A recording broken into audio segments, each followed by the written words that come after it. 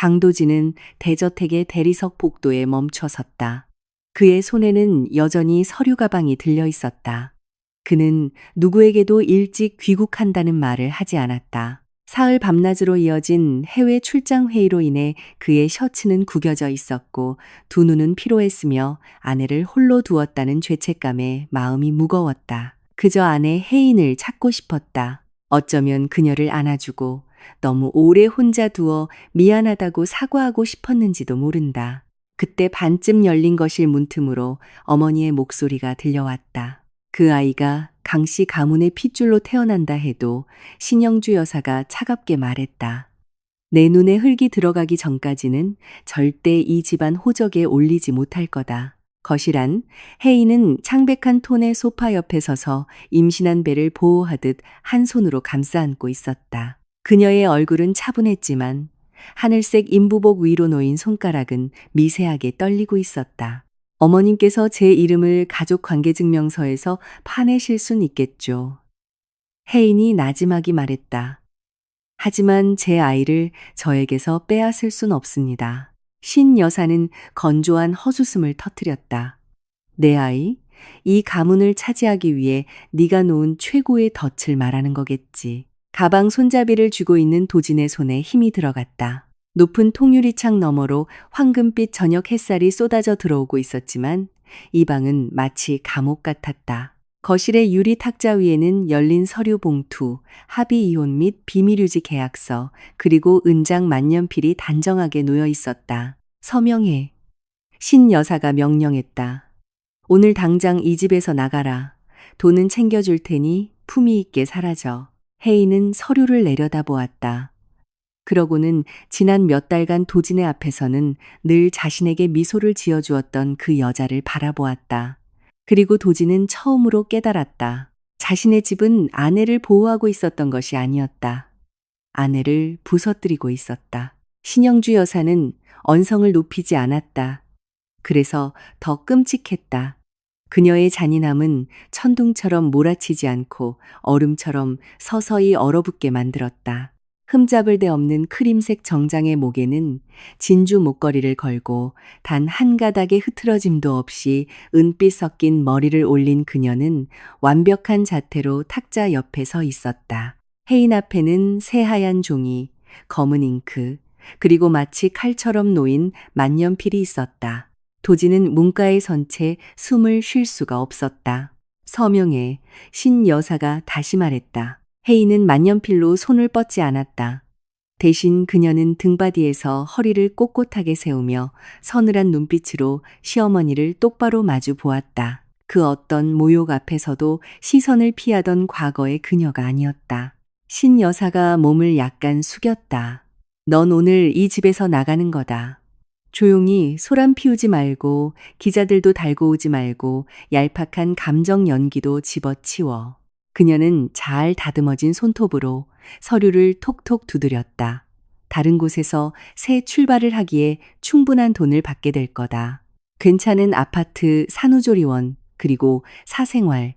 혜인이 서류에서 눈을 떼고 고개를 들었다. 사생활이요? 그녀가 물었다. 신여사의 입가에 얇은 미소가 번졌다. 품이라고 해두지. 혜인의 입에서 작고 부서진 웃음소리가 새어나왔다. 크지도 극적이지도 않았지만 그 어떤 비명보다 도진의 가슴을 깊게 베어냈다. 어머님은 이걸 품이라고 부르시는군요. 신여사의 얼굴이 굳어졌다. 난 잡이라고 부른다. 도진은 방 건너편에서 서류를 내려다보았다. 모든 줄이 다 보이지는 않았지만 충분히 알 수 있었다. 거주지 분리, 비밀 유지, 향후 재산 분할 및 양육권 청구 포기, 강진그룹 가문의 명예보호. 그의 속이 뒤틀렸다. 이건 시어머니가 홧김에 이성을 잃은 것이 아니었다. 철저히 계획되고 준비되었으며 변호사들의 검토까지 끝난 문서였다. 신 여사는 단순히 화가 나서 며느리를 모욕한 것이 아니었다. 그녀는 조용한 출구를 만들어두고 아들이 집에 돌아오기 전에 아내를 그 문 밖으로 밀어내려 하고 있었다. 혜인이 천천히 숨을 들이마셨다. 수개월 동안 그녀는 집안 고용인들이 보는 앞에서 신 여사가 자신의 억양이나 단어 선택을 지적할 때마다 식탁에 가만히 앉아 있어야 했다. 부유한 친척 아주머니들이 그녀의 수수한 옷차림을 비웃을 때도 가족 모임에서 억지로 미소를 지어야 했다. 그녀는 도진의 아이를 품은 채 이 커다란 평창동 대저택에 홀로 앉아 자신이 오직 침묵할 때만 환영받는 존재라는 것을 방 안의 모든 물건들로부터 확인받아 왔다. 이제 그 침묵은 끝났다. 도진 씨 앞에서는 저를 보고 웃으셨죠. 혜인이 말했다. 얘야 하고 부르며 손님들이 볼 때는 제 어깨를 다정하게 감싸 안으셨고요. 신 여사의 눈이 가늘어졌다. 혜인은 계약서를 쓱 내려다보았다. 하지만 그가 집을 비우면 어머님은 제가 사라지는데 얼마의 값을 치러야 할지 계산하셨네요. 방 안이 고요해졌다. 멀리 주방에서 들려오던 고용인들의 달그락거리는 식기 소리마저 잦아든 것 같았다. 신 여사가 허리를 꼿꼿이 세웠다. 넌 네가 걸어 들어온 세상의 크기가 어떤지 전혀 이해하지 못하는 젊은 여자일 뿐이야. 혜인의 손가락이 옅은 하늘색 인부복의 부드러운 천을 꽉 움켜쥐었다. 아니요, 그녀가 조용히 말했다. 이제야 이해했습니다. 신여사가 만년필을 그녀 쪽으로 더 밀었다. 그럼 영리하게 굴어. 혜인은 만년필을 바라보았다. 그 끔찍한 1초 동안 도지는 그녀가 그것을 집어들지도 모른다고 생각했다. 동의해서가 아니라 너무 지쳐서 아무도 그 무거운 수치심을 나누어 들어주지 않을 때 그것은 견딜 수 없는 짐이 되기 때문이다. 아무리 용감한 여자라도 철저히 혼자라고 느낄 수 있으니까. 혜인이 탁자 쪽으로 손을 뻗었다. 그때 도진이 앞으로 나섰다. 그의 구두 밑에서 마룻바닥이 삐걱이는 소리를 냈다. 두 여자가 동시에 돌아보았다. 신 여사의 얼굴이 먼저 변했다. 충격이 스쳐 지나갔지만 이내 특유의 통제력 뒤로 사라졌다. 도진아, 그녀는 마치 아들이 저녁 식사 시간에 일찍 도착한 것뿐인 양말했다. 벌써 왔구나. 혜인의 얼굴은 창백해졌다. 안도감이 아니었다. 수치심 때문이었다. 그 사실이 도진을 무너뜨렸다. 도진은 서류를 보았다. 그리고 만년필을 보았고 마지막으로 어머니를 보았다. 그의 목소리가 낮게 깔렸다. 이게 뭡니까? 신여사는 두 손을 모았다. 어려운 대화를 나누고 있었단다. 네가 끼어들 자리가 아니야. 도진이 손에 들고 있던 가방을 떨어뜨렸다. 둔탁한 소리가 거실에 울려 퍼졌다. 아니요, 그가 말했다. 이건 임신한 내 아내를 없애버리려는 계약서잖습니까? 혜인이 시선을 아래로 떨구었다. 그 작은 움직임 속에서 도진은 마침내 진실을 보았다. 이것은 첫 번째 상처가 아니었다. 단지 그가 제 시간에 도착해 목격한 첫 번째 상처일 뿐이었다. 혜인은 울지 않았다. 도진을 가장 두렵게 만든 것은 바로 그것이었다. 그녀는 이 완벽한 거실 한가운데에 서 있었다. 윤이 나는 바닥, 높은 창문. 너무 세게 만져서는 안 되는 최고급 가구들에 둘러싸인 채 한 손은 배 위에 얹고 다른 한 손은 옆으로 늘어뜨린 채 손가락을 꽉 쥐고 있어 관절이 하얗게 질려 있었다. 신여사의 은장 만년필은 마치 온 가족이 혜인이 사라지기만을 기다렸던 것처럼 여전히 탁자 위에 놓여 있었다. 도진이 거실 안으로 한 걸음 더 들어섰다. 혜인아, 그가 부드럽게 불렀다. 하지만 그녀는 그를 쳐다보지 않았다. 그녀의 시선은 신 여사에게 고정되어 있었다. 도진이 들어온 이후 처음으로 신 여사의 미소가 옅어졌다. 완전히 사라진 것은 아니지만 완벽했던 가면이 살짝 미끄러질 정도였다. 둘 다 진정해라. 신 여사가 말했다. 이 일은 아직 조용히 처리할 수 있어. 혜인이 천천히 고개를 끄덕였다. 조용히요. 그녀가 그 단어를 반복했다. 목소리는 낮았지만 한 글자 한 글자가 묵직하게 꽂혔다. 어머님이 처음부터 원하셨던 게 그거잖아요. 조용한 저녁 식사, 조용한 모욕, 조용한 규칙, 그리고 조용한 수치심. 신 여사의 턱에 힘이 들어갔다.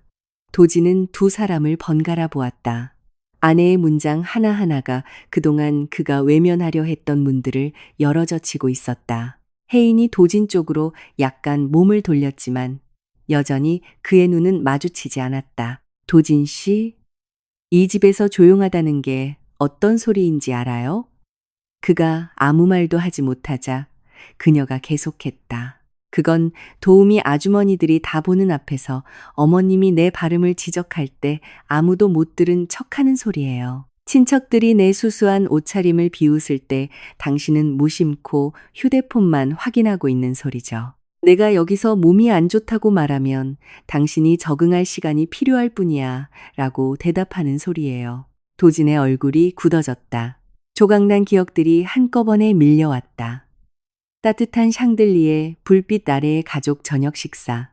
접시 위에서 음식만 뒤적이던 혜인. 세아가 그 단어는 그렇게 쓰는 게 아니란다 라고 교양 있는 척, 걱정하는 척 꾸며낸 어머니의 부드럽고 잔인한 목소리. 가볍게 웃음을 터뜨리던 친척들. 분위기를 어색하게 만드는 것보다 그게 더 편하다는 이유로 함께 미소 지었던 자신. 또 다른 밤. 심플한 원피스를 입고 거울 앞에 선 혜인이나 이거 괜찮은 것 같아 라고 물었을 때 휴대폰 메시지를 확인하느라 정신이 팔려 괜찮아. 오늘 밤엔 그냥 눈에 띄지 않게 묻어가는 데만 신경 써라고 대답했던 자신의 모습. 그 말들이 마치 뺨을 때리듯 돌아왔다. 혜인이 배를 만지며 말을 이었다. 내가 이 집에서 너무 외롭다고 말했을 때도 당신은 내 말을 듣지 않았어요. 그냥 지나갈 일이라고 했죠. 도진은 시선을 아래로 떨구었다. 그 기억도 났다. 그는 출장짐을 싸고 있었다. 그녀는 침실 문가에 창백하고 지친 얼굴로 기대서서 말했다. 어머님이 날 싫어하시는 것 같아. 도진은 하던 일을 멈추고 그녀의 얼굴을 제대로 쳐다보는 대신 그녀의 이마에 입을 맞추며 답했다. 어머니가 좀 깐깐하시잖아. 너무 개인적으로 받아들이지 마. 개인적으로 받아들이지 말라고. 마치 그 수치심이 단순한 오해인 것처럼, 그 외로움이 그저 기분 탓인 것처럼 아내가 위로를 구했을 때 그는 예의 바른 핑계를 건넸을 뿐이었다. 도진이 침을 꿀꺽 삼켰다. 나는 몰랐어. 그가 속삭였다. 혜인의 입술이 떨렸다. 그리고 고개를 끄덕였다. 알아요. 짧은 대답. 너무도 파괴적인 대답. 그녀는 그를 용서하지도 비난하지도 않았다. 그저 진실을 말했을 뿐이다. 그는 몰랐다. 모르는 게 더 편했으니까. 신여사가 팔짱을 꼈다. 내 말이 맞지 않니? 저 애는 지금 네 죄책감을 교묘하게 무기로 쓰고 있는 거야. 도진은 어머니를 바라보았다. 그러나 처음으로 어머니의 목소리가 아득하고 작고 거의 힘이 없는 것처럼 들렸다. 혜인의 말들이 그의 안에서 무언가를 깨웠기 때문이다. 이제 그는 이 대저택을 다르게 보았다. 집이 아니라 무대였다. 모두가 자신의 대사를 아는 연극 무대. 어머니는 자애로운 안주인 역을 맡았고 친척들은 품위 있는 재벌가 사람들을 연기했다. 고용인들은 생존을 위해 시선을 피하는 법을 배웠다. 그리고 임신한 채 외로웠던 혜인은 감사할 줄 아는 역할을 강요받았다. 도진 자신도 역할을 맡고 있었다. 바쁜 남편, 침묵이 곧 평화라고 믿었던 남자. 모든 상처가 벌어진 뒤에야 집에 돌아와서 그것을 사랑이라 불렀던 남자. 그가 혜인을 향해 다시 한 걸음 다가갔다. 이번에는 더 느렸다. 내가 당신을 지키지 못했어. 그가 말했다. 혜인은 시선을 피했다. 그녀의 손이 부드럽게 배 위를 쓰다듬었다. 우리 아이에겐 대저택이 필요 없어요. 그녀가 말했다. 아이에게 필요한 건 아내가 모든 수모를 다 겪고 난 뒤에야 나타나는 아빠가 아니에요. 도진은 얼어붙었다. 그의 뒤에서 신여사는 아무 말도 하지 못했다. 처음으로 그녀가 할 수 있는 말이 없었다. 마침내 진실이 방 안에 들어섰고 그 진실은 그들 모두가 반격하지 못할 만큼 얌전하다고 착각했던 한 여자를 통해 들어왔기 때문이다. 도진이 간신히 숨을 고르려던 찰나 그는 그것을 보았다. 혜인의 목 아래에 자리 잡은 목걸이. 햇살처럼 가느다란 선들이 새겨진 작고 오래된 낡은 자개 펜던트. 그녀가 예전에도 여러 번 착용했던 것이었다. 긴장할 때면 그녀가 그것을 만지작거리는 것을 본 적이 있었다. 누군가 그 목걸이에 출처를 물으면 황급히 블라우스 안으로 숨기는 것도 보았다. 하지만 그는 단 한 번도 그것을 제대로 눈여겨본 적이 없었다. 어머니가 그것을 보기 전까지는 신 여사의 시선이 펜던트로 떨어졌다. 이정임. 한국 천지에 널리고 널린 그 흔한 이름. 그저 우연히 이름이 같은 가난하고 천박한 여자의 딸이라고만 여겼다. 하지만 저 펜던트, 저건 우연일 수 없었다. 혜인 역시 그것을 눈치챘다. 그녀의 손가락이 펜던트를 감싸 쥐었다. 신 여사는 누군가 척추를 실로 잡아당기기라도 한 듯 꼿꼿이 자세를 고쳐 잡았다. 그건 어디서 난 거니? 그녀가 물었다. 목소리가 달라져 있었다. 차갑지도 통제되지도 않은 날카롭고 무방비한 목소리였다. 노가 혜인은 손에 쥔 목걸이를 내려다보았다. 제 어머니 것입니다. 방안이 더 차가워지는 듯했다. 도지는 혜인과 어머니를 번갈아 보았다. 그게 왜요? 신 여사의 표정은 순식간에 원래대로 돌아왔다. 우아한 가면이 다시 씌워졌지만 완벽하지는 않았다. 가면 뒤에서 무언가가 금이가 있었다. 아무것도 아니다. 그녀가 말했다. 그저 좀 기이하다 여겼을 뿐이야. 혜인의 눈이 좁아졌다. 기이하다고요. 신 여사는 턱을 치켜들었다. 사람들은 종종 자신의 분수에 맞지 않게 대단해 보이려고 의미 없는 물건을 상징처럼 지니고 다니니까. 혜인의 얼굴이 변했다. 처음에는 분노가 아니었다. 고통, 아주 오래된 고통이었다. 제 어머니는 대단해 보이는 것 따위엔 관심 없으셨어요. 혜인이 말했다. 어머니는 평생 일만 하셨습니다. 신 여사는 아무 말도 하지 않았다. 혜인의 엄지손가락이 조각된 자개 위를 문질렀다. 호텔 객실을 청소하셨죠. 교대 근무에 긴 밤을 새워가며 집에 오실 때면 늘 락스 냄새가 났고 발은 퉁퉁 부어 있었으며 손은 갈라져 있었어요. 그녀의 목소리가 부드러워졌다. 그래도 어머니는 제게 저녁을 차려주셨고 제 숙제를 확인해 주셨어요. 그리고 언제나 제게 말씀하셨죠. 성씨나 배경을 사람의 인격과 착각하는 자들 앞에서는 절대 고개를 숙이지 말라고요. 도지는 아내를 바라보았다. 그 말들 뒤에는 그녀의 한평생이 담겨 있었다. 그가 충분히 묻지 않았던 그녀의 삶. 신 여사의 입술이 얇은 선으로 굳어졌다. 입 조심해라, 혜인아. 혜인이 고개를 들었다. 아니요, 그녀가 말했다. 어머님이야말로 조심하세요. 조용한 말이었지만 공기를 뒤흔들었다. 신 여사의 눈이 다시 펜던트를 향했다. 혜인은 그것을 다시 보았고 이번에는 목걸이를 숨기지 않았다.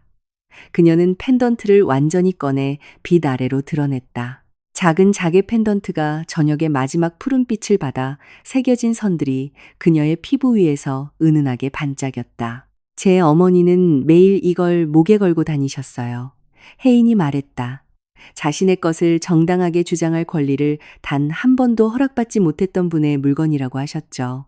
도지는 자신의 안에서 무언가가 움직이는 것을 느꼈다. 경고, 기억, 그리고 가족 식사 시간에 옛날 호텔 이야기가 나올 때마다 흐르던 갑작스러운 침묵. 어머니가 너무 서둘러 봉투를 닫아버리던 모습. 그가 방에 들어서면 황급히 끊어지던 전화 통화. 혜인이 나타나기만 하면 항상 멈추던 부산 해원 호텔 프로젝트에 대한 대화들. 그는 그것이 그저 비즈니스, 가문의 자산, 오래된 부동산 문제일 뿐이라고 생각했다. 하지만 지금 임신한 아내와 창백해진 어머니 앞에 서서 그는 그것이 다른 무언가라는 것을 깨달았다. 장모님 성함이 어떻게 되시지? 도진이 물었다. 혜인은 긴 시간 동안 그를 바라보았다. 그녀의 눈에는 사랑이 있었지만 그것은 실망감 아래 묻혀 있었다. 이정임. 그녀가 말했다. 신여사가 아주 미세하게 그러나 알아차릴 만큼 숨을 들이켰다. 도진이 어머니를 향해 돌아섰다. 이 이름을 아십니까? 신여사는 대답하지 않았다. 혜인의 두 손은 여전히 펜던트 위에 머물러 있었다. 어머니는 제게 숨기셨던 약값을 벌기 위해 일하다 돌아가셨어요. 그녀가 말했다. 어머니가 어머님 같은 분들이 격에 맞지 않는다고 생각하는 장소에 들어갈 수 있었던 건 오직 손에 청소 도구를 들고 발바닥의 통증을 참아낼 때뿐이었죠. 신 여사의 평정심이 다시 흔들렸다. 도지는 아직 서명이 되지 않은 계약서가 놓인 탁자 쪽으로 한 걸음 다가갔다. 갑자기 그 서류들이 계약서가 아니라 은폐를 위한 도구처럼 보였다. 혜인의 목걸이는 단순한 장신구가 아니었다. 묻혀있던 무언가가 살아남았다는 증거였다. 그리고 그날 밤 처음으로 도지는 왜 어머니가 자신이 돌아오기 전에 혜인을 쫓아내려 했는지 이해했다. 그녀는 단순히 혜인의 뱃속에 있는 아이를 두려워한 것이 아니었다. 그 아이를 품고 있는 여자, 그리고 그녀의 목에 걸려있는 그 비밀을 두려워한 것이었다. 신 여사의 침묵이 너무 길어졌다. 그것이 첫 번째 자백이었다. 도지는 커피 테이블 근처에 서서 마치 낯선 사람의 가죽을 뒤집어 쓴 이를 보듯 어머니를 응시했다. 눈썹 한 번 까딱이는 것만으로도 방 안의 분위기를 짓누르던 여자가 지금은 며느리의 목에 걸린 작은 자개 펜던트에 갇혀버린 듯 했다. 혜인이 한숨을 쉬었다. 도진도 그것을 보았고 신여사도 그들이 알아챘다는 것을 알았다. 이름을 말해보십시오. 도진이 말했다. 신여사의 시선이 그를 향해 날카롭게 꽂혔다. 어처구니가 없구나. 아니요. 도진이 말했다. 어처구니 없는 건 내 아내가 자기 어머니의 목걸이를 하고 있는데 어머니는 마치 죽은 자가 돌아온 것처럼 그걸 보고 있다는 겁니다. 혜인의 손가락이 펜던트를 꽉 쥐었다. 거실이 좁아진 것 같았다. 높은 천장, 비싼 미술품, 복도 너머의 숨죽인 고용인들, 그 어떤 것도 중요하지 않았다. 아주 오래된 무언가가 이 방에서 깨어나고 있었다. 신여사가 거실 한쪽에 고풍스러운 닭이 탁자로 다가가 크리스탈 잔에 찬물을 따랐다. 그녀의 손은 흔들림이 없었다. 너무 흔들림이 없었다. 이정임은 호텔 직원이었다. 그녀가 말했다. 자신이 어울리지 않는 곳에서 어떻게 처신해야 하는지 아주 잘 아는 여자였지. 혜인의 얼굴이 굳었다. 도진이 날카롭게 몸을 돌렸다. 그만하십시오. 하지만 혜인이 한 손을 들어 올렸다. 아니요, 계속하게 두세요. 신여사는 수년간 연습해온 차분하고도 잔인한 눈빛으로 혜인을 쳐다보았다. 네 어미는 방을 청소했다. 부유한 남자들에게 미소를 팔며 알랑거렸지. 그런 여자들은 권력이 어디 있는지 아주 빨리 배우는 법이거든. 혜인의 입술이 벌어졌지만 아무 말도 나오지 않았다. 잠시 동안 그녀는 계약서를 거부했던 강인한 여자가 아니었다. 오랜 시간 굶주려 본 적도 발이 부르터 본 적도 없는 사람에게 자신의 죽은 어머니가 진흙탕 속으로 끌려 들어가는 것을 듣고 있는 어린 딸일 뿐이었다. 하지만 곧 혜인은 자세를 바로잡았다. 제 어머니는 생존해야 했기 때문에 일하신 겁니다. 그녀가 말했다. 아파도 일하셨고 지쳐도 일하셨어요. 당신 같은 사람들이 어머니를 마치 가구 취급하며 투명 인간처럼 대할 때도 묵묵히 일하셨죠. 신여사의 눈에 불꽃이 튀었다. 그 여자는 순진하지 않았어. 그 단어들이 무겁게 떨어졌다. 도진이 어머니를 노려보았다. 그게 무슨 뜻입니까? 신여사는 아들에게 대답하지 않았다. 오직 혜인만을 바라보았다. 내 어미는 네가 이 집에 들어오기 훨씬 전부터 이미 우리 가문에 접근해 있었다. 방 안이 적막에 휩싸였다. 혜인의 숨소리가 변했다. 작고 불규칙했다. 도지는 그 소리를 듣고 속이 옥죄어 오는 것을 느꼈다. 도대체 무슨 말씀을 하시는 겁니까? 그가 물었다. 신여사가 턱을 치켜들었지만 그녀의 목소리는 이미 윤기를 잃은 상태였다. 그 여자는 구겨우 해원 호텔에서 일했다. 부산에 있던 그 호텔, 그리고 내 아버지도 그곳에 계셨지. 아주 자주, 너무 자주. 강태환 회장, 그의 아버지, 낡은 호텔, 마무리되지 않은 대화들, 숨겨진 파일들. 신여사가 단순한 비즈니스 분쟁이라기엔 너무나 짙은 원한을 담아 그곳을 이야기하던 방식. 혜인은 그녀를 빤히 바라보았다. 어머니는 제게 그런 말씀 한 번도 안 하셨어요. 당연히 안 했겠지. 신여사가 쏘아붙였다. 그런 여자들은 절대 모든 이야기를 다 하지 않거든. 대신 흔적을 남기지. 목걸이 아이 소유권 주장, 그리고 더러운 오점. 도진이 탁자 위를 손으로 세게 내리쳤다. 은장 만년필이 튀어올랐다. 그쯤 하십시오. 신여사가 움찔했다. 처음으로 그녀가 진심으로 움찔한 것이다. 혜인은 미동도 하지 않았다. 그녀의 눈에 눈물이 고였지만 흘러내리지는 않았다. 제 어머니는 아무것도 없이 돌아가셨습니다. 혜인이 말했다. 대저택도 변호사들도 자신을 지켜줄 가문의 이름도 없었죠. 그저 병원비, 영수증, 교대 근무, 그리고 어떻게든 키워보려 했던 딸 하나가 전부였습니다. 신여사는 시선을 피했다. 그 작은 움직임이 그 어떤 대답보다 많은 것을 말해주었다. 도진이 어머니에게 한 걸음 더 다가갔다. 어머니가 혜인이를 미워했던 건 혜인이가 가난해서가 아니었군요. 그가 천천히 말했다. 혜인이가 이정임 씨를 떠올리게 해서였어. 신여사의 턱이 굳어졌다. 도진의 목소리가 낮아졌다. 그리고 이정임 씨가 아버지와 관련이 있었기 때문이고요. 신여사의 얼굴이 다시 단단해졌지만 그 밑에 깔린 두려움은 여전했다. 혜인은 마치 그 펜던트가 이 방에 남은 유일하고 따뜻한 것인 양 그것을 쓰다듬었다. 그래서 제가 사라지길 원하셨던 거군요. 혜인이 말했다.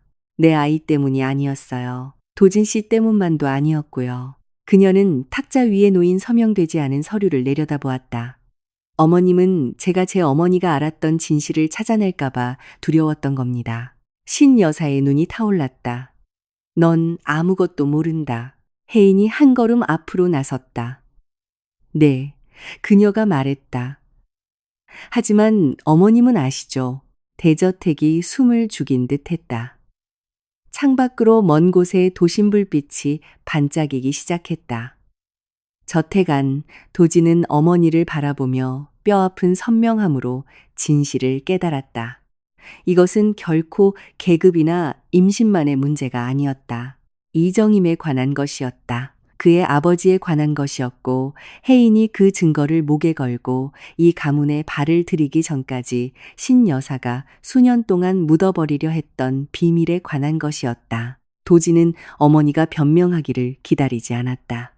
그는 사이드 테이블의 화려한 잡지 아래 반쯤 숨겨져 있던 작은 파일철로 손을 뻗었다.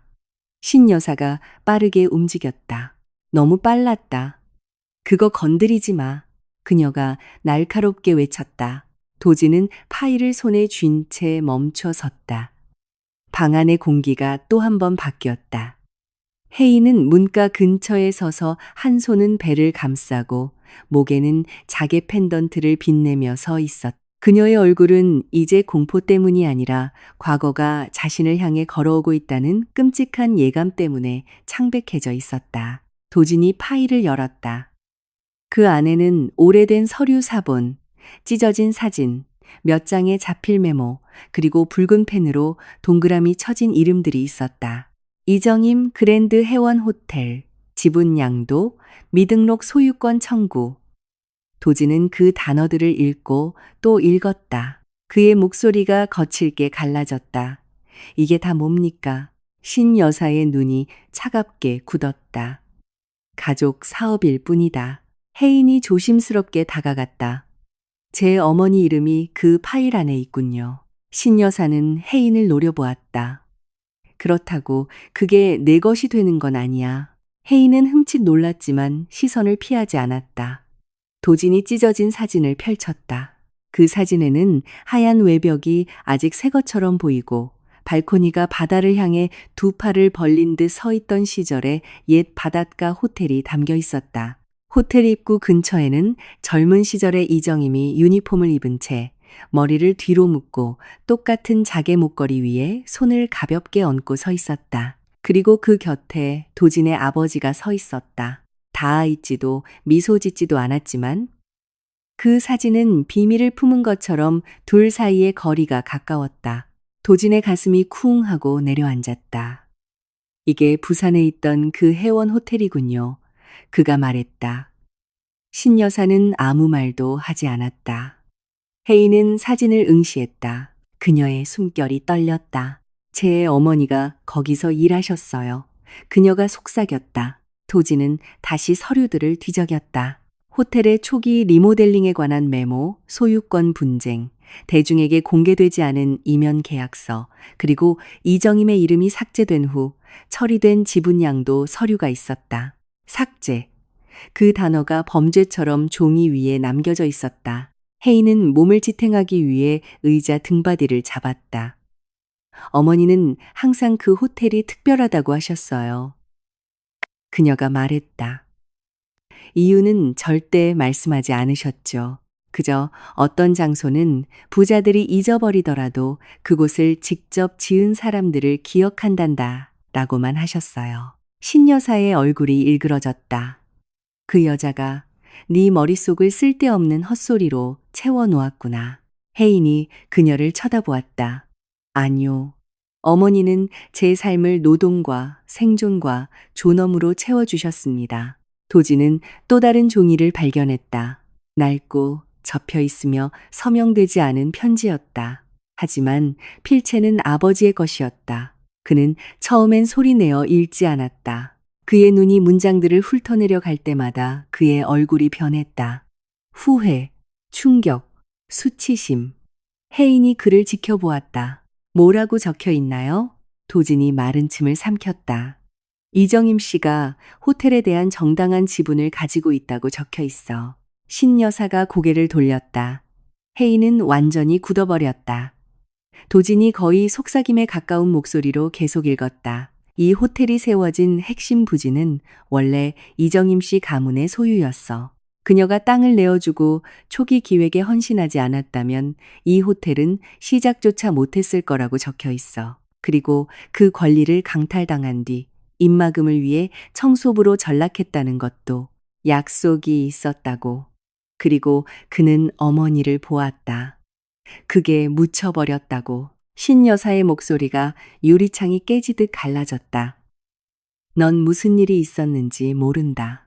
그럼 말씀해 보시죠. 도진이 말했다. 그녀는 아무 말도 하지 않았다. 그리고 그 침묵이 곧 대답이었다. 혜인의 손이 펜던트로 올라갔다. 수년 동안 그녀는 이것이 그저 어머니의 유품일 뿐이라고 생각했다. 줄 것이 아무것도 없었던 여자가 물려준 작은 사랑의 흔적이라고. 하지만 지금 그것은 더 무겁게 느껴졌. 증거, 상속, 마침내 산자들에게 닿은 무덤 속의 목소리처럼. 신 여사가 도진 쪽으로 걸어갔다. 호텔 청소부 나부랭이 하나 때문에 이 가문을 무너뜨릴 셈이냐?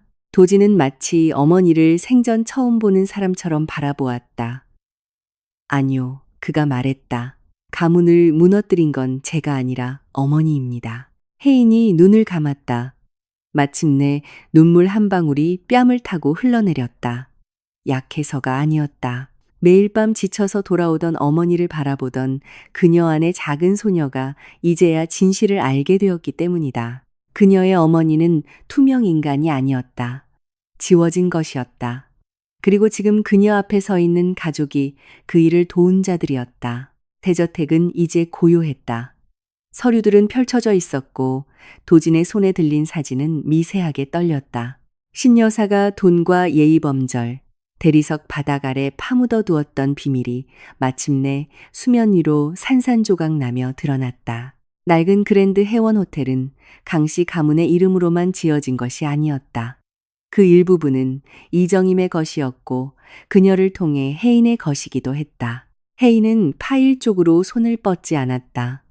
당장은 아니었다. 그녀는 거실 한가운데 서서 한 손은 배에 얹고 다른 한 손은 황금보다 무거워진 자개 펜던트를 꽉 쥐고 있었다. 수년 동안 그것은 어머니가 남긴 마지막 다정한 흔적이었다. 하지만 이제 그것은 증거이자 기억이자 경고였다. 도지는 창백해진 얼굴로 낡은 사진을 손에 쥐고 있었다. 신여사는 박 근처에 서서 안에서 잠겨있던 문이 열리는 것을 지켜보는 여자처럼 뻣뻣하게 굳어 있었다. 혜인은 두 사람을 번갈아 보았다. 그리고 탁자 위에 서류들을 내려다보았다. 합의서, 돈, 침묵, 진실이 숨을 쉬기도 전에 그녀를 치워버리려 했던 그 깔끔하고 교활한 계획. 그리고 그녀의 안에서 무언가가 자리 잡았다. 분노도 복수도 아닌 훨씬 더 강력한 것, 결단이었다. 모든 서류의 복사본을 원합니다. 혜인이 말했다. 목소리는 차분했다. 도진이 고개를 들었다. 혜인아, 아니요. 그녀가 부드럽지만 단호하게 그의 말을 끊었다. 나중은 안 돼요. 변호사들이 검토한 후도 안 되고 어머님이 이 가족을 보호하기 좋은 방향으로 변명거리를 만든 후도 안 됩니다. 신 여사의 눈이 가늘어졌다. 네가 지금 뭘 건드리고 있는지 넌 아무것도 몰라. 혜인이 그녀를 향해 돌아섰다. 제가 뭘 만지고 있는지 정확히 압니다. 그녀는 천천히 아주 조심스럽게 탁자 쪽으로 다가갔다. 마치 그 모든 움직임이 뱃속의 아이와 이제 더 이상 스스로 말할 수 없는 어머니를 보호하기 위한 것처럼. 저는 어머님이 제 어머니에게서 훔쳐간 이야기를 만지고 있는 겁니다. 신 여사의 입술이 굳어졌다. 그 여자는 죽었어. 혜인의 눈에 불꽃이 튀었다. 네, 그녀가 말했다. 그래서 어머님이 그토록 오랫동안 무사히 빠져나갈 수 있었던 거겠죠. 그 말이 뺨을 때리듯 방안을 울렸다. 도지는 사진을 내려놓았다. 처음으로 그는 아내의 말을 끊거나 상황을 수습하려 들지 않았다. 그저 서서 듣고만 있었다. 혜인은 서명되지 않은 계약서를 집어들었다. 신여사가 여자의 존엄성을 수표와 별거 생활로 살 수 있다는 듯 밀어붙였던 바로 그 서류였다. 혜인은 첫 페이지를 다시 읽었다. 비밀 유지, 거주지 분리, 청구권 포기, 언론 접촉 금지. 그녀는 작고 씁쓸한 미소를 지었다. 이건 애초에 도진 씨를 보호하기 위한 게 아니었군요. 그녀가 말했다. 제 아이를 보호하기 위한 것도 아니었고요. 그녀는 신여사를 똑바로 쳐다보았다. 이건 이정임이라는 사람을 2번 묻어버리기 위한 거였어요. 신여사가 날카롭게 숨을 들이켰다. 혜인은 계약서를 다시 탁자 위에 올려놓았다. 그리고 두 손으로 흔들림 없이 그 서류를 밀어냈다. 제 목소리는 팔지 않겠습니다. 도진의 눈에 수치심에 가까운 무언가가 차올랐다. 혜인이 마침내 그를 보았다. 진정으로 그를 마주 보았다. 당신이 예전에 한 번 물었죠. 왜 내 어머니에 대해 더 많이 이야기하지 않느냐고. 도진은 아무 말도 할 수 없었다. 혜인의 목소리는 부드러워졌지만 약해지지는 않았다. 왜냐하면 내가 이런 방에 어머니 이야기를 꺼낼 때마다 사람들이 어머니를 너무 작게 만들었으니까요. 청소부, 가난한 여자, 실수, 소문, 사람들이 동정하거나 혐오감을 담아 부르는 그런 이름으로요. 그녀는 펜던트를 만졌다. 하지만 그분은 내 어머니였습니다. 손이 갈라질 때까지 일하셨고 자신에겐 남은 게 아무것도 없을 때조차 나를 사랑하셨어요. 만약 어머니가 그 호텔을 짓는데 기여했고 무언가를 약속받았고 그 이름이 지워진 것이라면 다른 사람들이 내 어머니의 삶의 가치를 함부로 결정하도록 더는 내버려 두지 않을 겁니다. 신여사가 앞으로 나섰다. 후회하게 될 거다. 혜인이 조용하지만 타오르는 눈빛으로 그녀를 돌아보았다. 아니요, 신영주 여사님. 전 이미 침묵했던 것을 후회하고 있습니다. 방이 적막해졌다. 도진마저 숨을 멈춘 것 같았다. 혜인은 소파에서 핸드백을 집어들었다. 이제 그녀의 손은 떨리고 있었지만 그녀는 그것을 숨기지 않았다. 용기란 두렵지 않은 것이 아니다. 두렵지만 그럼에도 불구하고 떠나는 것이다. 도진이 그녀 쪽으로 움직였다. 어디 가는 거야? 혜인이 문가에서 멈춰섰다. 제 어머니를 알았던 변호사를 만나러요. 신 여사의 얼굴이 변했다. 아주 미세했지만 혜인은 보았다. 도진도 보았다. 그리고 혜인이 계속 말했다. 처음부터 제 자신의 이야기를 다시 알아낼 겁니다. 소문이 아니라, 당신 가족의 입이 아니라 진실이 자신들을 불편하게 만든다는 이유로 그것을 스캔들이라고 부르는 사람들을 통해서가 아니라요. 도진의 목소리가 떨렸다. 혜인아, 같이 가게 해줘. 그녀는 한참 동안 그를 바라보았다. 그 눈빛엔 분명 사랑이 있었다. 하지만 오늘 밤엔 사랑만으로는 부족했다. 아직은 안 돼요. 그녀가 말했다. 부드러웠지만 확고했다. 우리 아이에게 필요한 건 진실이 밝혀진 뒤에야 허겁지겁 아내를 뒤쫓아오는 아버지가 아니에요. 진실을 똑바로 마주할 수 있을 만큼 흔들림 없이 서 있는 아버지죠. 그리고 혜인은 걸어나갔다. 소리치지도 않고 극적으로 쓰러지지도 않은 채 대리석 바닥을 울리는 차분한 발소리만 남겼다. 이 강씨 저택에 들어온 이후 처음으로 그녀는 이 집에 속하게 해달라고 구걸하지 않았다. 그녀는 언제나 그녀의 것이었던 것을 되찾아가는 중이었다. 그녀의 이름, 그녀의 어머니, 그녀의 이야기. 도지는 혜인을 쫓아 뛰어나가지 않았다. 온몸의 세포가 그러기를 원했다. 발은 이미 복도를 향해 있었고 손은 반쯤 들려 있었으며 입술 끝에는 아내의 이름이 맴돌았다.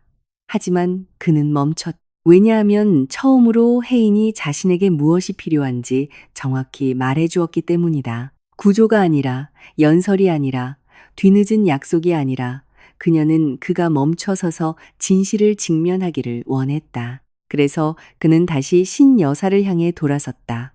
거실은 이제 다르게 보였다. 같은 대리석, 같은 유리탁자, 같은 완벽한 가구들. 하지만 이 방은 더 이상 거대하고 압도적으로 느껴지지 않았다. 벌거벗겨진 것 같았다. 신 여사는 바 근처에 서서 한 모금도 마시지 않은 유리잔을 꽉 쥐고 있었다. 그녀의 얼굴은 형태를 되찾았지만 예전의 권위는 없었다. 도지는 탁자로 걸어가 파일철을 다시 집어들었다. 또 누가 알고 있습니까? 그가 물었다. 신 여사는 시선을 피했다. 네가 알바. 아니다. 도진의 입에서 건조하고 웃음기 없는 소리가 새어나왔다. 어머니가 제 아내의 존재를 지우려 했기 때문에 임신한 내 아내가 방금 이 집을 나갔는데 아직도 뭐가 내 알바인지 어머니가 결정할 수 있다고 믿으십니까? 신 여사의 눈빛이 날카로워졌다. 너 지금 감정적이다. 아니요. 도진이 말했다. 저는 너무 늦은 겁니다. 그 말이 날아와 꽂혔다. 처음으로 신 여사는 반박할 말을 찾지 못했다. 도진은 파일을 열어 서류들을 탁자 위에 펼쳤다. 이정임의 사진, 그랜드 해원 호텔에 대한 메모, 구 지분 양도, 서류, 숨겨진 청구권. 그러고는 휴대폰을 꺼냈다. 신 여사의 목소리가 딱딱해졌다. 뭐 하는 거냐? 도진은 그녀를 쳐다보지도 않고 통화 버튼을 눌렀다. 권재욱 변호사에게 전화하고 있습니다. 신 여사의 몸이 뻣뻣하게 굳었다. 그 이름이 의미하는 바는 명확했다. 권재욱 변호사는 강진그룹 가문의 최고 법률 고문으로 20년이 넘게 가문의 모든 부동산 거래와 지저분한 일을 깨끗한 손으로 처리해온 인물이었다. 차분한 목소리, 값비싼 정장, 가문의 그림자. 신호음이 3번 울린 후 연결되었다. 도진 상무님, 권 변호사의 매끄러운 목소리가 들렸다. 연락 주실 줄은 전면 감사를 원합니다. 도진이 말했다. 침묵. 그리고 권 변호사가 헛기침을 했다. 어느 계열사 말씀이십니까? 그랜드 해원 프로젝트 말씀이신지요? 전부 다요. 도진이 말했다. 토지 이력, 원소유권 기록, 이면 계약, 지분 양도, 리모델링, 역외 계좌 송금, 봉인된 파일들, 전부 다. 신 여사가 앞으로 나섰다. 도진아, 당장 끊어라. 도진은 어머니를 똑바로 쳐다보며 계속 말했다. 그리고 외부 독립감사를 원합니다. 우리 법무팀을 통하지 말고 내 어머니에게 충성하는 그 누구도 거치지 마세요. 권 변호사의 목소리가 달라졌다. 상무님, 신중하셔야 합니다. 이것은 매우 중대한, 이건 명령입니다. 신 여사의 유리잔이 바닥에 부딪히며 날카로운 소리를 냈다. 넌 지금 강진 가문에 수세대 동안 피해를 입힐 끔찍한 실수를 하고 있는 거다. 도진이 마침내 전화기를 내렸다. 아니요, 어머니. 저는 우리 가족이 다른 누군가에게 먼저 피해를 입혔는지 확인하려는 겁니다. 권 변호사는 아무 말도 하지 않았다. 수화기 너머로 종이 넘기는 소리가 들렸다. 이 밤에 안전한 시나리오가 날아갔다는 것을 깨달은 남자의 당혹감, 민감한 사안들이 얽혀 있을 수 있습니다. 권 변호사가 조심스레 말했다. 도진의 턱이 굳어졌다. 방금 내 거실에서 임신한 아내에게 입막음 계약서가 내밀어졌고 내 아내의 죽은 어머니 이름이 우리 부동산 파일에 묻혀 있으며 수백억짜리 호텔 프로젝트가 내 아내가 절대 봐서는 안 될 서류들 위에 세워져 있습니다. 그가 잠시 말을 멈췄다. 그러니 나한테 민감성 따위 운운하지 마십시오. 신 여사의 얼굴이 다시 창백해졌다. 도진은 창문을 향해 돌아섰다. 밖으로는 도심의 불빛들이 마치 수천 명의 조용한 목격자처럼 어둠 속에 펼쳐져 있었다. 나는 지금 이 시간부로 그랜드 해원 프로젝트의 직접적인 통제권을 행사합니다. 그가 말했다. 내 승인 없이는 그 어떤 문서도 이동할 수 없습니다. 이사회 성명, 언론 보도, 비공개 회의 모두 마찬가지입니다. 일시간 내로 서면 확인서 보내십시오. 권 변호사가 망설였다. 알겠습니다, 상무님. 도진이 전화를 끊었다. 방 안은 숨이 막힐 듯 무거운 침묵 속으로 가라앉았다. 신 여사가 그를 노려보았다. 제 피부치보다 그 여자를 선택하겠다는 거냐. 도진은 이정임의 사진을 내려다보았다. 그리고 서명되지 않은 계약서를 다시 어머니를 보았다. 몇 년 동안 저는 핏줄이 곧 충성이라고 믿었습니다. 그가 말했다. 하지만 오늘 밤 그것이 침묵을 의미할 수도 있다는 걸 배웠습니다. 신 여사의 입술이 분노로 떨렸다. 그 여자가 널 파멸시킬 거다. 도진은 고개를 저었다. 아니요. 그녀는 방금 저를 구원한 겁니다. 그는 파일철을 집어들고 가슴에 품었다. 무기가 아니라 책임감처럼. 강도진의 인생에서 처음으로 그는 가문의 이름을 지키려 하지 않았다. 그는 그 이름이 어떤 대가를 치렀는지를 묻고 있었다. 그리고 저 대리석 벽 너머 어딘가에서 혜인은 그가 진작에 찾아 나섰어야 할 진실을 품고 밤거리로 걸어가고 있었다. 동이 틀 무렵 강씨 대저택은 고요했다. 너무 고요했다. 폭풍이 지나간 후 집안의 모든 사람들이 집이 흔들린 적 없는 척 할 때 찾아오는 그런 정적. 도진은 한숨도 자지 않았다. 그는 서재에 홀로 앉아 있었다. 그의 앞에는 노란 스탠드 불빛 아래 이정임의 사진과 펼쳐진 파일이 놓여 있었고 그 옆에는 신여사가 혜인에게 강요했던 서명되지 않은 계약서가 있었다. 날이 박자 서류의 모든 페이지가 더 끔찍해 보였다. 더 깔끔하거나 합리적으로 보이는 것이 아니라 도진이 이제야 그것의 실체인 계획된 속어를 똑똑히 볼 수 있게 되었기 때문이다. 아침 7시 12분 그의 휴대폰이 울렸다. 연달아 계속해서 울렸다. 네 번째 전화가 왔을 때 그는 이미 알 수 있었다. 신 여사가 먼저 움직인 것이다. 아침 식사도 하기 전에 자극적인 기사 제목들이 인터넷을 도배했다. 강진그룹 후계자의 임신한 아내, 재산 문제로 짐 싸서 저택 떠나. 도진은 화면을 빤히 쳐다보았다. 피가 차갑게 식는 기분이었다. 몇 분 뒤 또 다른 기사가 올라왔다. 측근에 따르면 젊은 아내는 집을 나가기 전 거액의 합의금을 요구했다. 측근. 그 단어에 그는 헛웃음이 날 뻔했다. 그 측근이 누구인지 너무도 잘 알고 있었다. 기사에는 비밀 계약서나 협박에 대한 이야기는 없었다. 혜인이 거실에 홀로 서서 배를 감싼 채 신여사가 자신의 존재를 지우려 하는 것을 견뎌내야 했다는 사실도 없었다. 대신 기사는 혜인을 정서적으로 불안정하고 야망에 찬 여자로 묘사했다. 재벌가에 너무 빨리 시집와서 너무 일찍 임신했으며 금전적 기대가 충족되지 않자 가출한 여자라고. 도진이 의자를 박차고 일어섰다. 의자가 뒤로 밀려 벽에 부딪혔다. 저택 반대편. 다이닝 룸에서 신 여사는 이미 완벽하게 옷을 갖춰 입고 진주 목걸이를 한 채 앉아 있었다. 커피는 손도 대지 않았고 조간신문이 그녀의 접시 옆에 깔끔하게 접혀 있었다. 마치 방금 성냥을 그어 며느리의 인생에 던져버린 사람이 아닌 것처럼. 도진이 휴대폰을 쥔 채 걸어 들어갔다. 어머니가 하신 짓이군요. 신 여사가 천천히 시선을 올렸다. 난 우리 가족을 보호한 거다. 거짓말을 하신 거잖아요.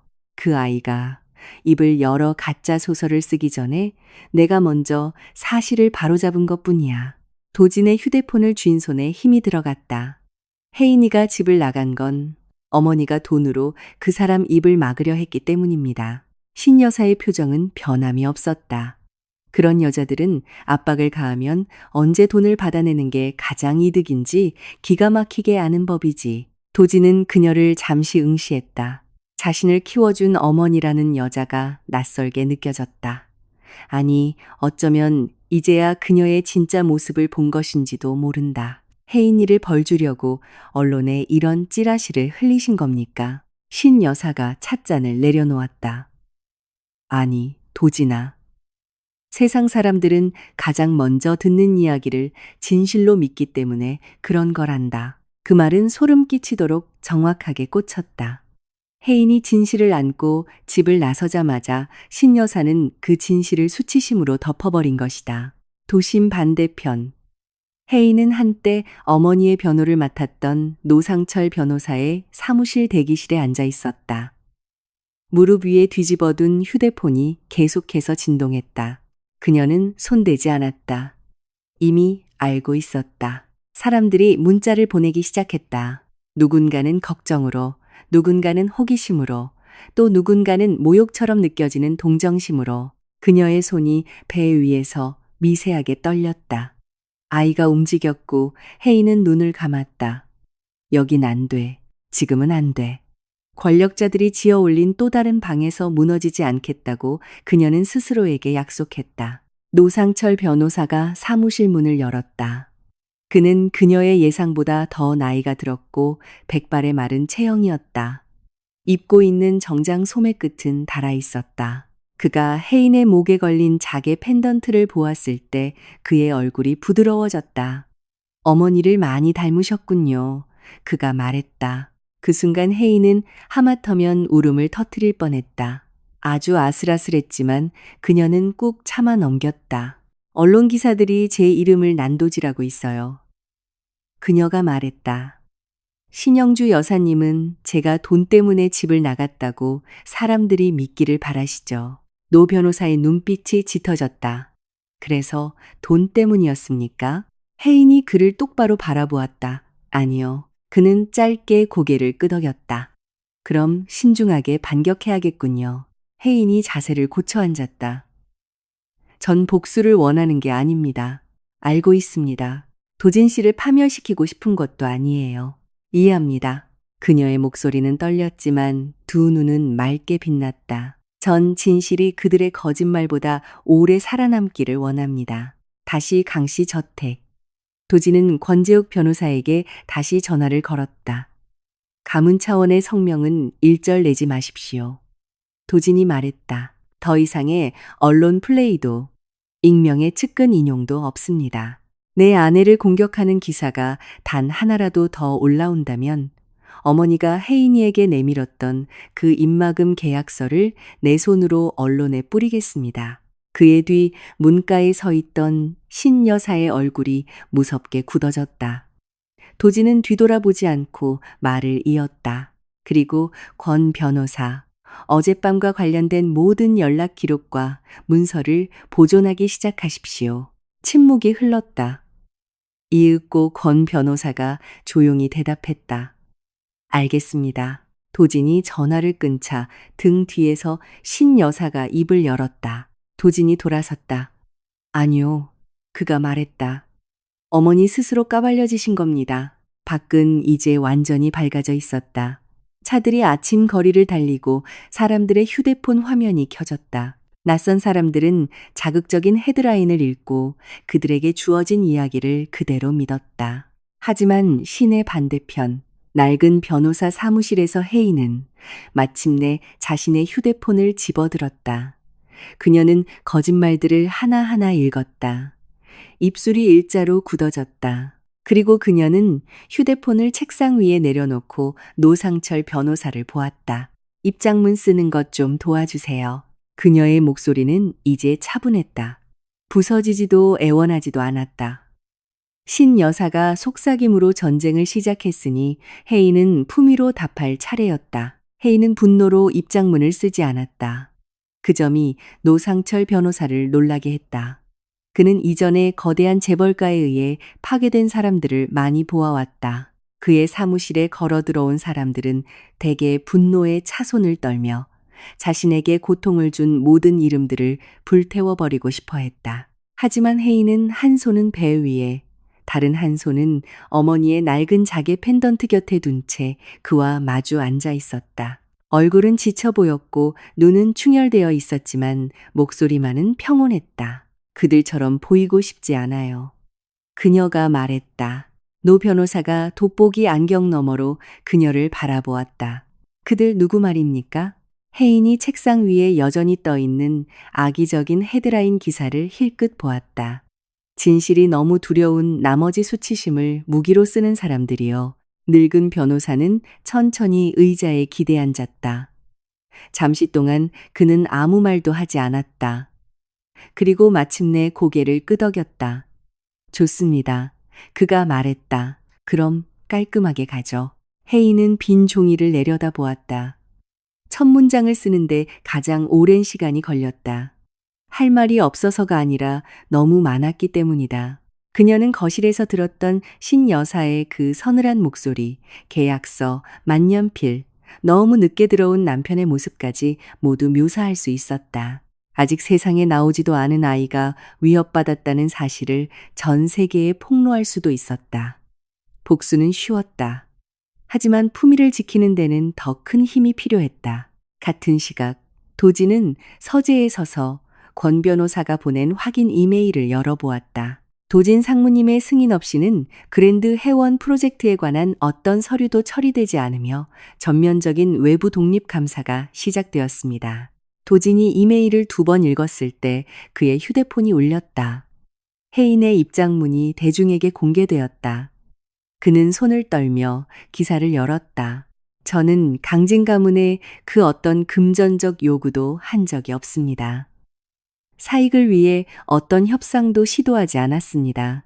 저의 최우선 순위는 제 아이와 저의 건강, 그리고 돌아가신 제 어머니 이정임 씨와 그랜드 해원 호텔 사이에 얽힌 역사에 대한 진실입니다. 법적 문건들이 검토되는 동안 사생활을 존중해 주시기를 정중히 부탁드립니다. 그게 전부였다. 어떠한 모욕도, 남편에 대한 비난도, 극적인 공격도 없었다. 거짓말이 홀로 서 있는 것을 막을 만큼의 진실만이 담겨 있었다. 도지는 천천히 자리에 주저앉았다. 이상하게도 그녀의 그 절제됨이 분노보다 그의 가슴을 더 아프게 찔렀다. 혜인은 단 한 문단으로 그를 파멸시킬 수도 있었다. 그가 자신의 집에서 일어나는 일에 얼마나 눈이 멀어 있었는지 세상에 알릴 수도 있었다. 하지만 그녀는 그러지 않았다. 노크도 없이 신여사가 들어왔다. 그녀의 굳게 다문 입술을 보아 그녀 역시 입장문을 본 것이 분명했다. 아주 영악하구나. 신여사가 말했다. 도진이 고개를 들었다. 정직한 겁니다. 저 여자는 지금 자기 위치를 계산하고 있는 거야. 아니요. 도진이 반박했다. 혜인이는 어머니처럼 잔인해지지 않으면서도 어머니가 묻어버리려 했던 것을 지켜내고 있는 겁니다. 신 여사의 눈에 불꽃이 튀었다. 넌 이 판이 어떻게 돌아가는지 아직도 모르는구나. 도진이 일어섰다. 이제야 알 것 같은데요. 그는 휴대폰을 들어 올렸다. 어머니는 언론에 거짓 찌라시를 먹였습니다. 혜인이는 단 한 문단으로 대답했고요. 드라마도 없고 복수도 없었죠. 그런데 이상하게도 그 사람이 우리 모두보다 훨씬 더 강해 보이지 않습니까? 신 여사가 한 걸음 다가왔다. 저 입장문에 호텔이 언급되어 있다. 네. 당연히 의문이 제기되겠죠. 그래야만 하고요. 신 여사의 얼굴이 공포로 경직되었다. 이제 그녀는 더 이상 완전히 숨을 수 없었다. 네가 지금 닫혀 있어야 할 문을 저 여자가 열도록 내버려 두고 있는 거야. 도진의 목소리가 낮게 깔렸다. 아니요, 어머니. 죽은 여자에게서 문을 걸어 잠그고 그걸 그 딸에게까지 또 잠그려 했던 건 바로 어머니입니다. 한편 노 변호사의 사무실에서 혜인은 자신의 입장문이 퍼져나가는 것을 지켜보고 있었다. 휴대폰이 쉴 새 없이 울려댔다. 기자들, 모르는 번호들. 어제까지만 해도 그녀를 무시하다가 갑자기 친한 척 안부를 묻는 메시지들. 그녀는 휴대폰을 뒤집어 놓았다. 노 변호사가 그녀를 주의 깊게 살폈다. 잘하셨습니다. 혜인은 옅은 미소를 지었다. 이겼다는 기분은 들지 않네요. 이기는 게 목적이 아니었으니까요. 그녀는 창밖을 내다보았다. 길거리에는 평범한 사람들이 커피잔이나 비닐봉지, 서류 가방을 들고 길을 건너고 있었다. 거대한 재벌가에 묻혀있던 역사가 깨지든 말든 사람들의 일상은 묵묵히 흘러가고 있었다. 혜인은 펜던트를 만지작거렸다. 제 어머니는 평생 다른 사람들의 입에 오르내리기만 했지 아무도 어머니의 진짜 말을 들어주지 않았어요. 그녀가 말했다. 저한테까지 그렇게 하도록 내버려 두진 않을 겁니다. 노 변호사가 고개를 끄덕였다. 그리고 책상 너머로 서류 봉투 하나를 스윽 밀어주었다. 당신이 보셔야 할 게 더 있습니다. 혜인은 그것을 내려다보았다. 봉투를 열기 전 손이 미세하게 떨렸지만 그녀는 기어이 그것을 열었다. 이미 거짓말에는 대답을 했고 침묵은 깨어졌으며 그녀는 오늘 아침 아주 강력한 무언가를 배웠기 때문이다.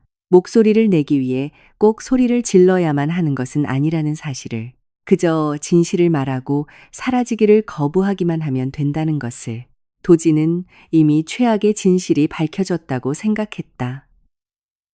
하지만 그는 틀렸다. 늦은 오후 외부 독립감사가 수년 동안 강진 가문이 손대지 않았던 곳에서 오래된 파일들을 끄집어내기 시작했다. 문서보관실, 법무팀 아카이브, 역사적 기록이나 종결된 부동산이라는 점자는 이름표가 붙은 봉인된 상자들. 낡은 거짓말은 영원히 잠들지 않는다. 그저 기다릴 뿐이다.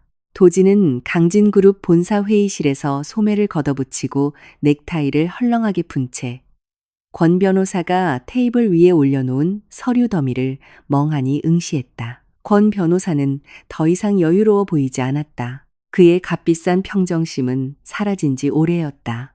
비정상적인 정황이 발견되었습니다. 권 변호사가 말했다. 도진이 그를 보았다.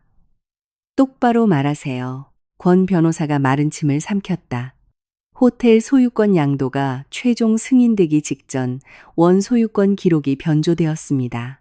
도지는 방이 기우뚱하는 것을 느꼈다.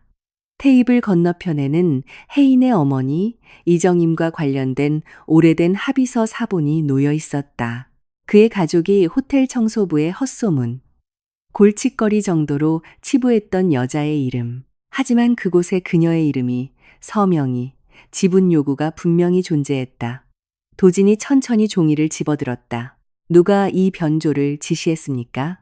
권 변호사가 머뭇거렸다. 도진의 눈빛이 차갑게 식었다. 말해. 권 변호사가 목소리를 낮췄다. 신영주 여사님이십니다. 그 단어들은 폭발하지 않고 아주 무겁게 가라앉았다. 돌이킬 수 없는 결론이었다. 도진은 창문을 향해 돌아섰다. 밖은 아무 일도 없었다는 듯 돌아가고 있었다. 차, 사무실 불빛, 퇴근하는 사람들, 평범한 삶. 하지만 그의 안에서는 무언가가 완전히 무너져 내렸다. 수년 동안 그는 어머니가 말해준 모든 버전을 진실이라 믿었다. 그녀의 규율, 우아함, 가문의 이름을 노리는 자들에 대한 경고들. 그는 통제를 보호로 착각했던 것이다. 이제야 그는 깨달았다. 그의 어머니는 가문을 보호한 것이 아니라 절도를 덮으려 했던 것이다. 그때 휴대폰이 울렸다. 혜인. 그는 잠시 동안 화면에 뜬 이름만 바라보았다. 그리고 전화를 받았다. 혜인아, 도진 씨. 그녀의 목소리는 차분했지만 지쳐 있었다. 나도 무언가를 찾았어요. 그는 눈을 감았다. 무얼?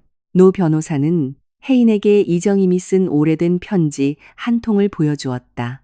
붙이지 못한 편지였다. 그 안에는 호텔에 대한 약속들이 어떻게 이루어졌는지, 강태환 회장이 진실을 어떻게 알고 있었는지, 그리고 아무도 자신의 말을 들어주기 전에 신영주 여사가 자신을 지워버릴까봐 두렵다는 이정임의 절박함이 적혀 있었다. 편지의 마지막 줄을 읽는 혜인의 목소리가 떨렸다. 언젠가 내 딸이 내가 거짓말쟁이가 아니었다는 증거를 필요로 할 날이 올지도 모른다. 도지는 테이블 모서리를 꽉 쥐었다. 그에겐 어떤 방어수단도 남아있지 않았다. 구차하게 설명할 방법도 충분히 위로할 사과도 없었다. 혜인아. 그가 속삭였다. 우리 어머니가 기록을 변조했어. 침묵. 그리고 작게 숨을 내쉬는 소리. 놀람이 아니었다. 슬픔이었다. 도지는 그게 가장 고통스러웠다. 아내가 이미 배신마저 너무 익숙하게 느낄 만큼 많은 상처를 받았다는 사실이. 그럼 당신 아버지는요? 그녀가 물었다. 도지는 테이블 위에 또 다른 서류를 내려다보았다. 아버지의 필체, 이정임에 대한 메모, 잉크 속에 묻혀있던 후회, 반쯤 지켜지다 버려진 약속. 알고 계셨어. 도진이 말했다. 목이 타들어가는 것 같았다. 이정임 씨가 지분을 가졌다는 걸 아셨어. 무슨 짓이 벌어졌는지 아셨으면서 침묵하셨던 거야. 혜인은 바로 대답하지 않았다. 수화기 너머로 노 변호사의 사무실 밖에서 들려오는 희미한 찻길 소리가 들렸다. 아주 잠시 동안 그들은 남편과 아내가 아니었다. 거대한 가문이 저지른 오래된 죄악의 잔해를 사이에 두고 양쪽 끝에 선 두 사람이었다. 마침내 혜인이 입을 열었다. 어머니는 아무도 자기를 믿어주지 않는다고 생각하며 돌아가셨어요. 도진이 고개를 숙였다. 미안해. 작고 무용지물 같은 단어였지만 그가 할 수 있는 전부였다. 혜인의 목소리가 누그러졌다. 용서가 아니라 지독한 피로감 때문이었다. 이제 이 일은 우리 둘만의 문제가 아니에요. 도지는 서류들을 보았다. 알아. 하지만 내가 이 일을 우리 문제로 키우는데 일조했지. 내가 묻지 않을 때마다, 내가 외면할 때마다, 침묵이 곧 평화라고 믿었을 때마다. 신의 반대편. 혜인은 한 손은 배 위에, 다른 한 손은 어머니의 편지 위에 얹고 앉아 있었다. 그녀의 눈에 눈물이 고였지만 끝내 무너지지는 않았다. 우리 가족이 한 짓을 되돌릴 순 없겠지. 도진이 계속했다. 내가 보지 못했던 것들도 없던 일로 할 순 없고, 하지만 이제 거짓말을 감싸는 짓은 그만둘 거야. 혜인이 눈을 감았다. 처음으로 도지는 그녀에게 집으로 돌아오라고 요구하지 않았다. 자신을 위로해달라고 구걸하지도 않았다. 그는 폐허를 정면으로 마주하고 있었다. 그것이 그날 하루 그가 한 행동 중 유일하게 정직한 일이었다. 밖은 다시 저녁이 내려앉고 있었다. 도진이 대저택에 들어와 아내를 협박하는 어머니의 목소리를 들었던 바로 그 시간이었다. 하지만 이제 그 어둠은 진실을 숨기지 않았다. 진실을 드러내고 있었다. 긴급이사회는 다음날 아침 8시로 소집되었다. 그랜드 다이닝룸이 아니었다. 신 여사가 수십 년 동안 우아한 미소와 은밀한 협박으로 가문을 통제해왔던 그녀의 개인 집무실도 아니었다. 이번에 도진이 선택한 곳은 강진그룹 본사 꼭대기층의 전면 유리 회의실이었다. 가문의 초상화도 은으로 된 찻잔 세트도 벽에 걸린 찬란한 역사의 흔적도 없었다. 오직 길다란 테이블과 12개의 가죽 의자, 그리고 그들을 내려다보는 서울의 차가운 스카이라인뿐이었다. 신여사가 마지막으로 도착했다.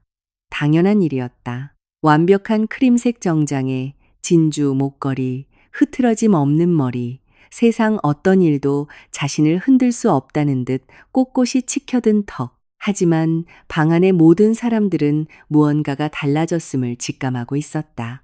권 변호사가 테이블 끝쪽에 시선을 깐 채 두꺼운 파일을 앞에 두고 앉아 있었다. 그 옆에는 2명의 독립 감사팀원이 노트북을 켜둔 채 대기하고 있었다. 이 사진들이 웅성거리던 중 도진이 들어서자 방 안이 쥐 죽은 듯 조용해졌다. 도진은 자리에 앉지 않았다.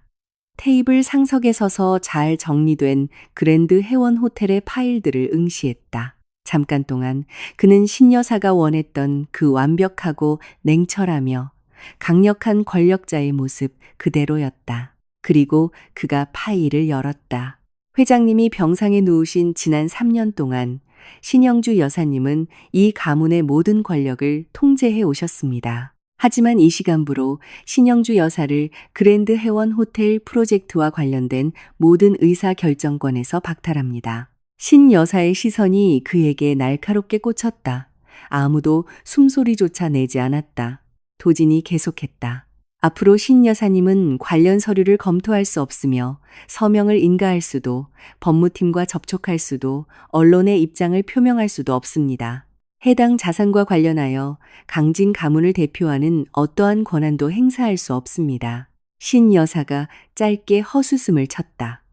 부드럽지만 위험한 소리였다. 네가 그럴 권한은 없다. 도진이 권 변호사를 보았다. 권 변호사가 헛기침을 했다. 현재 기업 지배구조 및 이사회 규정에 따라 도진 상무님은 중대한 비리 정황이 조사되는 동안 직접적인 통제권을 임시로 승계받을 수 있습니다. 신 여사가 그를 노려보았다. 권 변호사. 경고가 담긴 이름표였다. 하지만 이번엔 권 변호사도 물러서지 않았다. 그는 안경을 고쳐 쓰고 파일을 내려다보며 말했다. 기록이 그것을 뒷받침하고 있습니다. 그 한 문장이 묵직한 망치처럼 떨어졌다.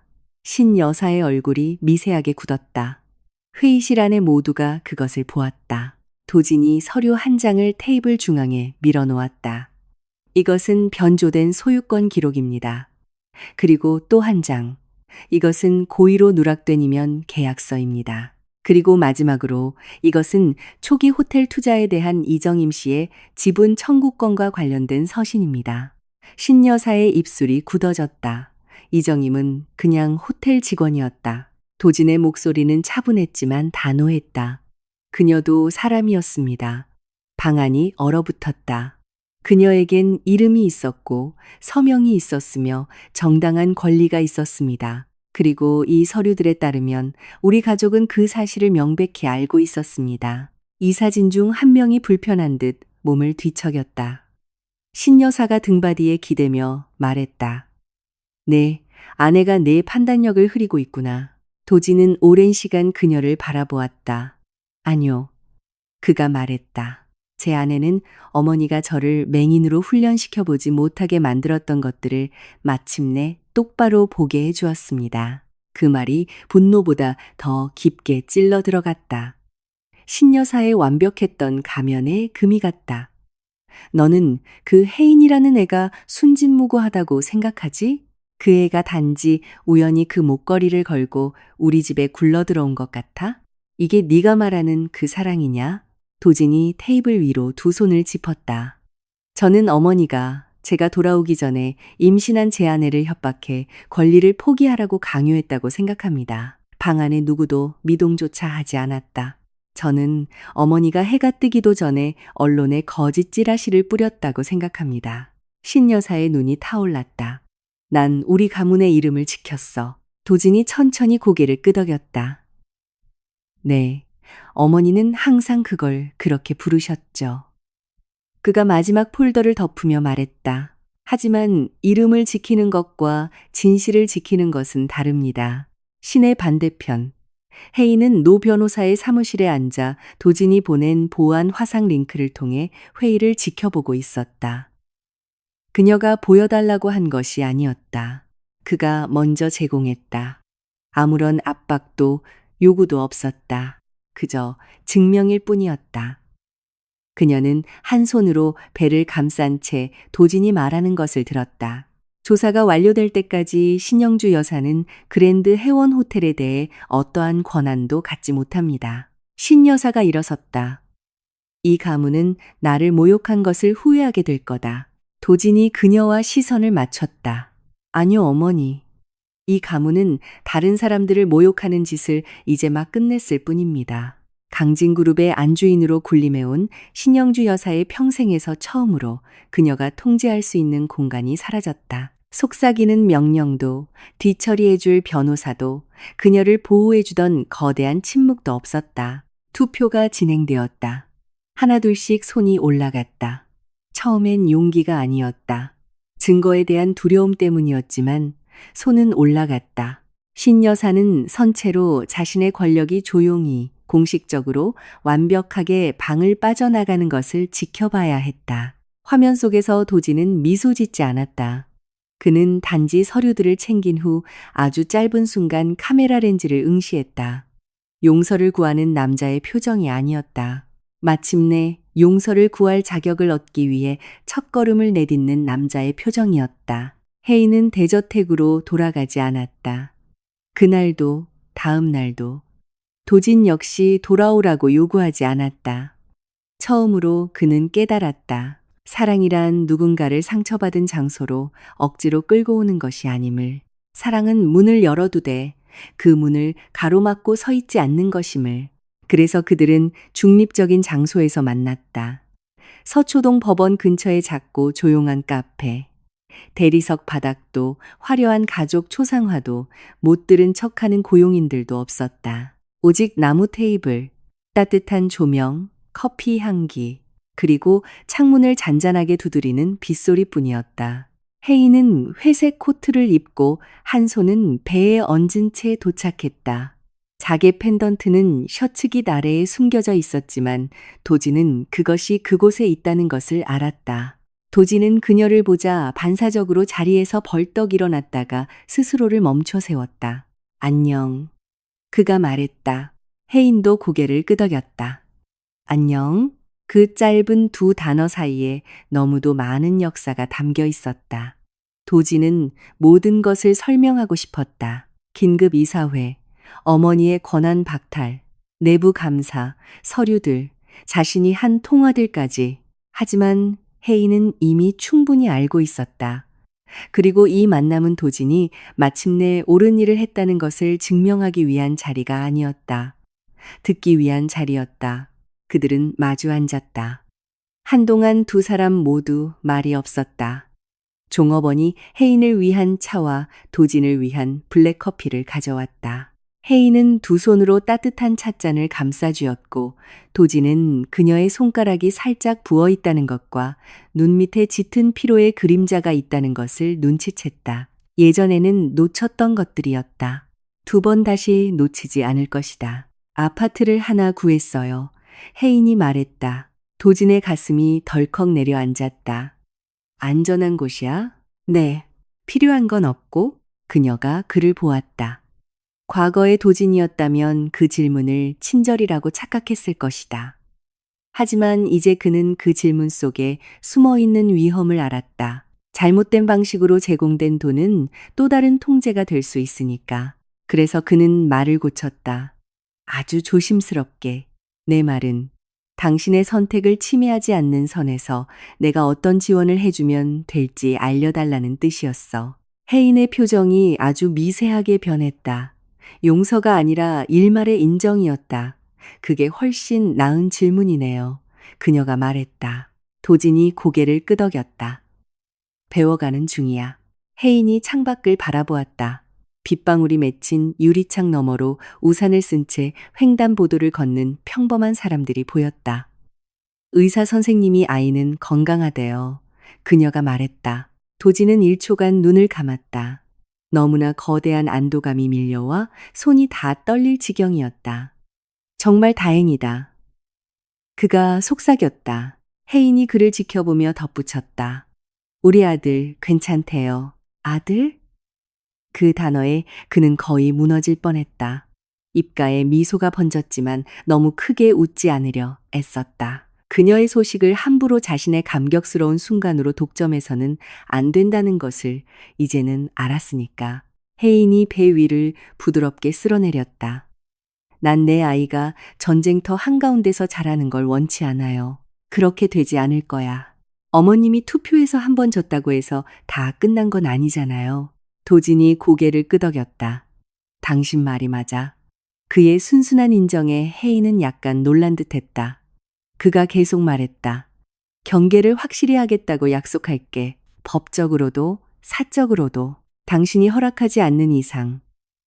어머니가 당신이나 아이 혹은 당신의 삶에 개입하는 일은 절대 없을 거야. 혜인이 그를 유심히 보았다. 그럼 우리는요? 조용한 질문이었다. 도지는 커피잔을 내려다 보았다. 솔직히 모르겠어. 그가 답했다. 당신을 사랑하지만 사랑한다는 말이 내가 그동안 외면했던 상처들을 고쳐주지 못한다는 건 알아.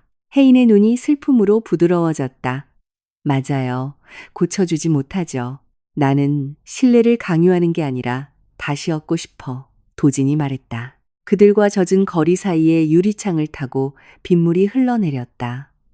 혜인이 천천히 숨을 내쉬었다. 제 어머니는 평생을 힘있는 사람들이 결정하는 대로 받아들이며 살아야 했어요. 난 그렇게 살지 않을 거예요. 그래야 해. 그리고 난 당신이 이제야 진실을 봤다고 해서 당장 짐을 싸서 그 집으로 돌아가지도 않을 거예요. 도진이 마른 침을 삼켰다. 알아. 처음으로 두 사람 사이의 침묵이 형벌처럼 느껴지지 않았다. 공간처럼 느껴졌다. 고통을 위한 공간, 정직함을 위한 공간, 그리고 언젠가 아주 어쩌면 새로운 무언가가 자라날 수 있는 공간. 혜인이 가방에서 이정임의 편지 복사본을 꺼내 탁자 위에 올려놓았다. 당신이 이걸 전부 읽어봤으면 해요. 그녀가 말했다.